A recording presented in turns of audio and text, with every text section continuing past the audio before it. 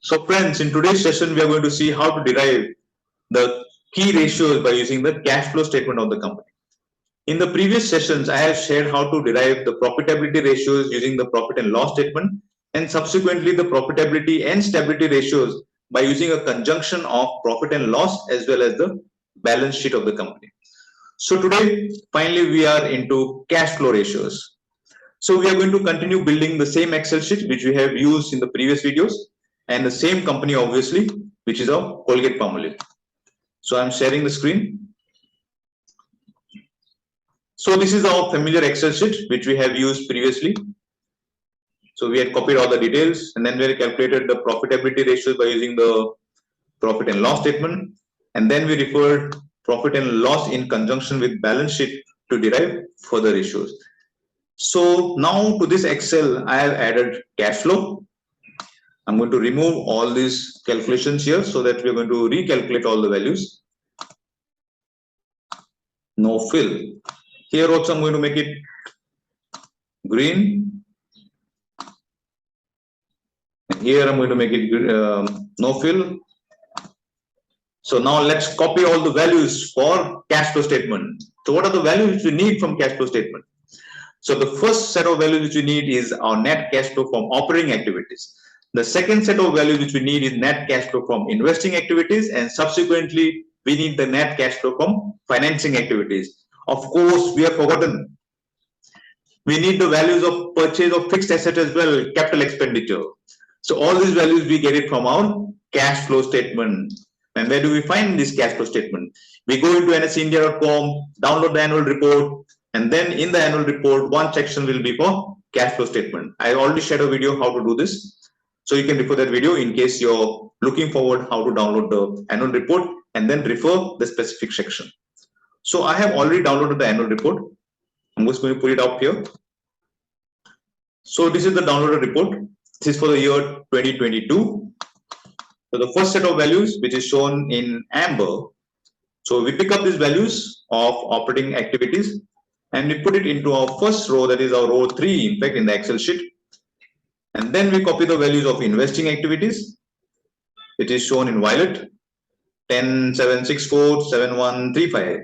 This is what the value you see here in the Excel sheet as well. And then we pick up the financing activities values. So which is our green. We see the same values here. Of course, we have forgotten something. Our capital expenditure, where do we spend? This is the money that goes out of the bank.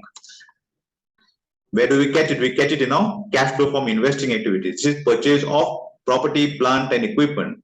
Both these values we pick and we copy into our humble Excel sheet. So now that we have copied the values, let us go into our next step, which is calculation of our ratios. So towards calculation of ratios, first we need to understand what is the free cash flow of the company. Is the company having cash at all after spending for purchasing of all its assets? So how do we derive it? Obviously, we take the net cash flow from operating activities, and then we see what is the cost incurred towards spending of purchasing the assets, right? And then we subtract the two to get our free cash flow. So this is what we do. We take it as an example. We take our net cash flow from operating activities, and then we add, in fact, here, because the value here of capital expenditure is already considered as a negative value. So we have same values. So we have yellow here, we have yellow here, matching values. So now that we have got our free cash flow, let us see how to derive our ratios. So first ratio is our capital expenditure ratio. So for calculating the capital expenditure ratio, we see how much the company has already spent towards purchasing the assets. So we take our capital expenditure and it is a negative, so we supersede with another minus sign, so we get a positive value here. And then we take our operating cash flow, take it here. Now we take the capital expenditure divided by the operating cash flow. 3.1, voila, both the values match. So our formula is all set right. So now that we know capital expenditure, what percentage of money the company is spending out of its operating profits towards capital expenditure, is what is capital expenditure ratio, very important ratio. So then we calculate our free cash flow yield. So to calculate free cash flow yield, we take our free cash flow, which is shown here, and then we take our market capitalization. Oh, I don't want to calculate market capitalization. Let me go into NSE India and pick up the value. It's already calculated. I pick it up all here, and this is the value which we get. 3.6 CA here. The formulas match again. So now that we have got our capital expenditure ratio and that we have also got our free cash flow yield, let us see at what degree is our free cash flow increasing year on year. CAGR, that's what we call. So our CAGR for free cash flow is an astounding 28%. Wow. That is 6 years, okay? Ideally, typically, we need to look into cash flow statement for 10 years. That is what I recommend. If you can do it for more than 10 years, wonderful. 15 years is great. So for this illustration, I've only used 6 years. So now that we have got our CAGR as well, let me highlight that in yellow. We put all these values into our summary Excel so that we see whether this company is indeed a great company or not. So we pick our value, free cash flow CAGR, 27.5%. Then we take our Capex ratio, which is our average Capex ratio. And then we also get our free cash flow yield. This is our current free cash flow yield because we have taken the market capitalization as on today. So now that we have got these values, what is the benchmark? How do I know if these values are great values or not?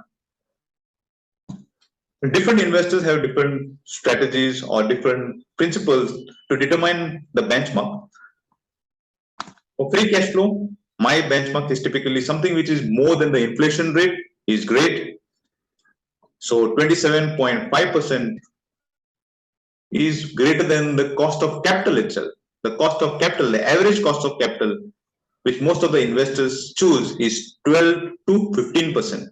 So any value greater than 15%, great. Next, we get into our capital expenditure ratio. So as you know, if I purchase assets worth 100 rupees and I earn profit of 100 rupees, where is the profit? So my capital expenditure ratio obviously has to be lesser than 100%. So I look for something in the range of 50 to 80% as capital expenditure. Now this capital expenditure varies between different industries. This is the FMCG industry. So we need to look into capital expenditure of other similar companies which are operating within the same industry as well.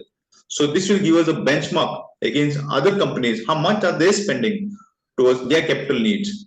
And then based on that benchmark, we can decide whether this company is a better company, having a better competitive edge with respect to its peers. For example, I could buy all three companies which are having a market share of toothpaste. Colgate-Palmolive is having market share. There is Hindustan Unilever, which has a market share. Then we have Procter & Gamble. Then we have Dabur. I could buy all four companies. Why not? I can be an owner of all four companies and be a proud, own a bigger pie of toothpaste. It's fantastic. By being an investor, you could own multiple companies doing the same type of business. And why not? So there is Capex ratio. Then finally we go to our free cash flow yield. So this is what tells us how much the company earns over the share price of the company. So the way I check with respect to free cash flow yield, I compare with the previous years as well. So the free cash flow yield for the year 2020 as well as 2019, that is where we had our dip because of pandemic. That time the free cash flow yield was about 3.4% and then 3.2%. So I've taken the price at that point of time. So that is why it shows you 3.2 and 3.4%. if you consider with respect to today's free cash flow yield, something to watch, isn't it? However, this video is not for you to be enticed and start buying today. There is a step-by-step approach which we need to use for buying any company. There are other valuation methods as well, wherein we determine what is the fair price of the company by using the discounted cash flow, by using the Buffett methodology, and by using one more of my own. So we will look into our other valuation ratios, valuation methods to determine the fair value of the company. So by today, so then we are done with our illustration for determining the ratio using the cash flow of the company. So please subscribe. I'm going to share more videos how to determine the fair price of the company by using different valuation methods. And I'm going to explain also the advantages and disadvantages of using the valuation approaches. So we wind up our video. Please subscribe. Don't forget.